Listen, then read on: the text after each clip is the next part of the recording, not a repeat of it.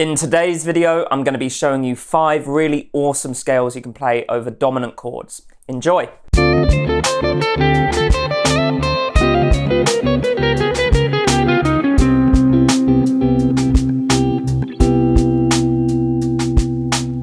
How's it going? I'm Dave and my channel is all about helping you create awesome neo-soul and R&B sounds on your guitar.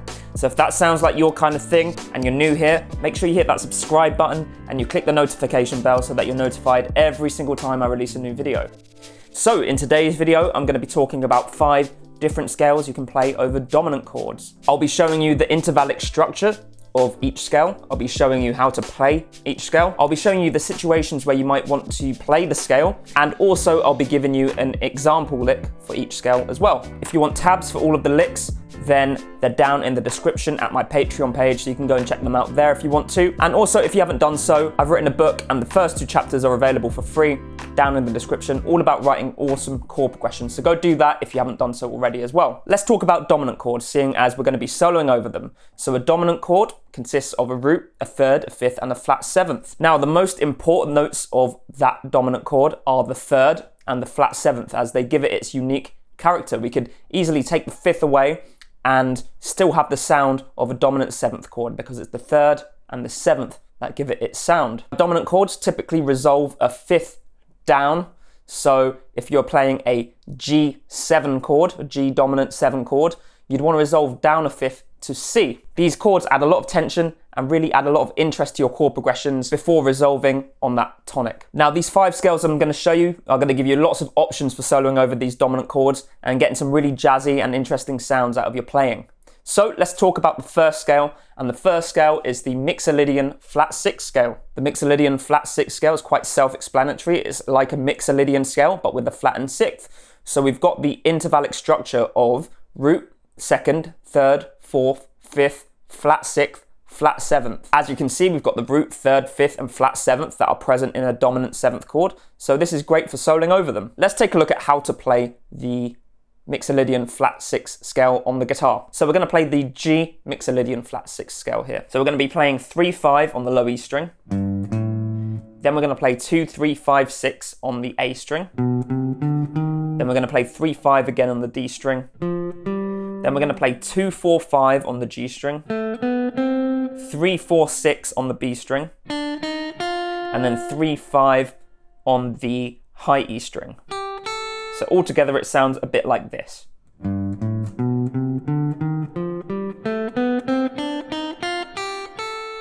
So as I said, the scale works over dominant 7 chords, but we've got a flat 6 in that scale, which if we raise it by an octave, creates a flat 13. So we could actually play a dominant 7 flat 13 chord to really bring out the sound of the Mixolydian flat 6 here.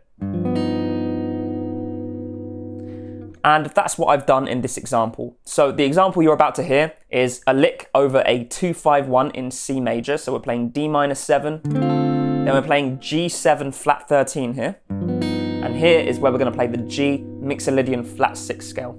And then we resolve on C major 7. So take a listen.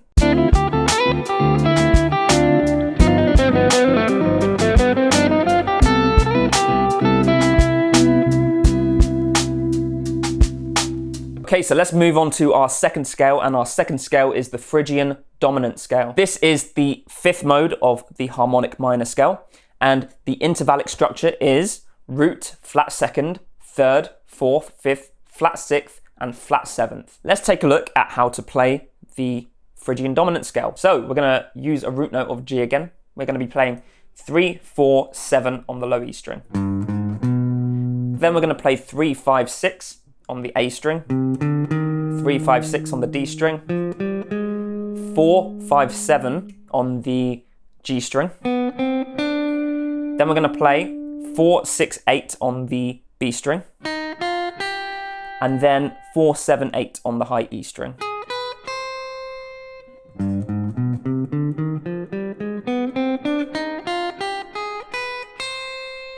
So the Phrygian dominant scale works really well over secondary dominant chords. I'm not going to get into too much detail on what secondary dominants are because I've done a video, but if you know what secondary dominants are, then we can proceed. So what I'm doing in the example that you're about to hear is I'm playing a C major 7 to an A minor 7. But before the A minor 7, I'm playing a secondary dominant, so I'm going to be playing E7. All right, and over this E7, I'm going to be playing the E Phrygian dominant scale. Over the rest of the chord progression, the C major and the A minor, I'm going to be playing just the C major scale. So take a listen.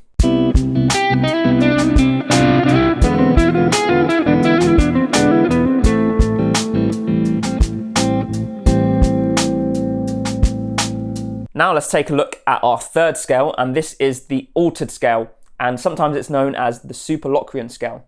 This is the 7th and final mode of the melodic minor scale and consists of a root, flat second, sharp second, third, flat fifth, sharp fifth, and a flat 7th. So as you can see, we've got the root, the third, and the flat 7th, but we've got the flat 5th and sharp 5th as opposed to the regular perfect 5th. This means we can play altered dominant chords. We can play a dominant 7th chord with either a flattened 5th or a raised 5th.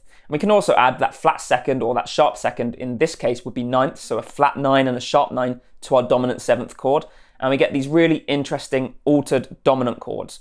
Now I've done a video specifically on altered dominant chords as well, so if you want to check that out, click there and learn all about them. Let's take a look at how to play the G altered scale. We're going to be playing 3, 4, 6, 7 on the low E string. Then we're going to play 4, 6 on the A string. Then we're going to be playing 3, 5, 6 on the D string, 3, 4, 6 on the G string, 4, 6 on the B string, and 3, 4, 6, 7 on the high E string. So let's take a look at the chord progression we're going to be soloing over in the example you're about to hear. So we're playing a 2, 5, 1 in the key of C, D minor 7, G7 flat 9. So here's an altered chord we can play using that flat 9 in our scale, and then we're playing C major 7. Now over the entire thing you can play the C major scale, but over this G7 flat 9, this altered dominant chord, we can play the G altered scale, and that's exactly what I've done in the lick. So take a listen.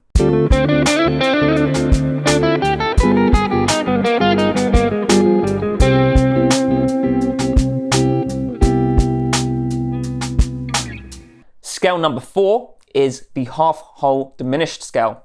Now the half-whole diminished scale is really, really cool. All we're doing is ascending in half steps, whole steps, half steps, whole steps, repeat, repeat, repeat. Now the intervallic structure is root, flat second, sharp second, third, sharp 4th, 5th, 6th, and flat 7th. So of course we've got the root, 3rd, 5th, and flat 7th there of a dominant 7th chord. So of course it works really well over dominant 7th chords. It works well over diminished chords as well. So if you ever come across a diminished chord, you might want to use the scale as well. So let's take a look at how to play the half-whole diminished scale. So we're playing 3, 4, 6, 7 on the low E string. Then we're playing 4, 5, 7 on the A string. 3, 5, 6 on the D string. 3, 4, 6 on the G string. 3, 5, 6 on the B string. And then 3, 4, 6, 7 on the high E string.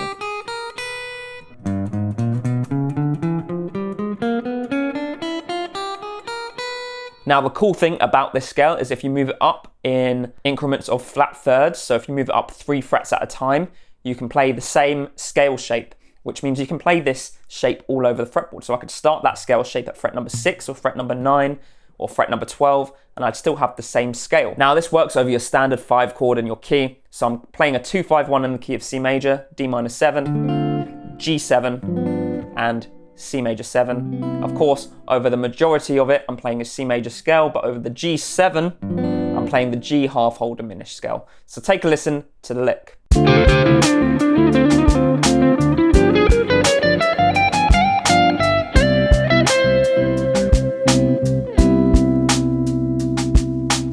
Now our final scale is the Lydian dominant scale. This is the 4th mode of the melodic minor scale, and it consists of a root, second, third, sharp fourth, fifth, sixth, and a flat seventh. So just like the scale name suggests, it's just like a Lydian scale, but we've got the flat seventh in there, meaning we have the root, third, fifth, and flat seventh of a dominant chord. So let's take a look at how to play the scale. We're going to play a G Lydian dominant scale here. So we're playing 3-5 on the low E string, 2-4-5 on the A string, 2-3-5 on the D string, 2-4 on the G string, 2-3-5-6 on the B string, and then 3-5 on the high E string.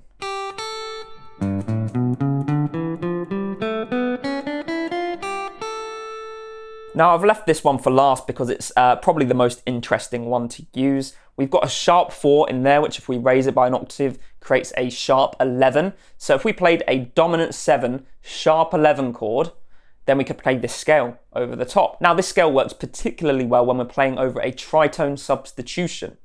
Now I've gone into detail on what tritone substitutions are in this video here, so go check that out if you want some more details of the theory and why it works. But basically what we're doing when we do a tritone substitution is playing our standard dominant 7th chord. But for example, if we wanted to play G7, for example, we'd substitute that for the dominant 7th chord, a tritone above. So a tritone above G is C sharp, and we play a C sharp 7 chord instead of a G7 chord. We're substituting the G7 for the dominant 7th chord, that's a tritone above it. What you can do to spice this particular dominant 7th chord up is, as I said, play a dominant 7 sharp 11 chord, and you get a really nice sound. So this is what I've done in this chord progression. I'm playing a 2-5-1 in the key of C. D minor is our R2, D minor 7. Now 5 would be G7, but obviously I've replaced it for the tritone substitution, C sharp, 7 sharp 11. Okay, so that's what we're doing instead of 5. And then we're playing the one which is C major 7.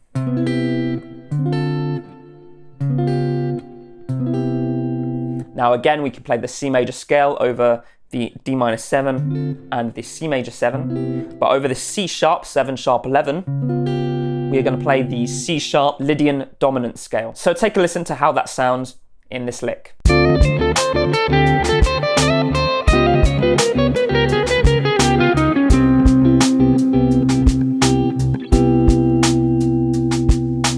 That's it for today. I hope you enjoyed the lesson. Make sure you really learn all of these scales as they're super important in the neo-soul genre, as neo-soul has that sort of jazzy element to it as well. And you want to be able to throw in those unique and interesting sounding scales when you can. So if you enjoyed the video, make sure you click the like button. Let me know what you thought in the comments. Do you want to see any other particular scale videos or any other random ideas you may have for videos? Let me know in the comments. I'm always listening, always taking on board suggestions.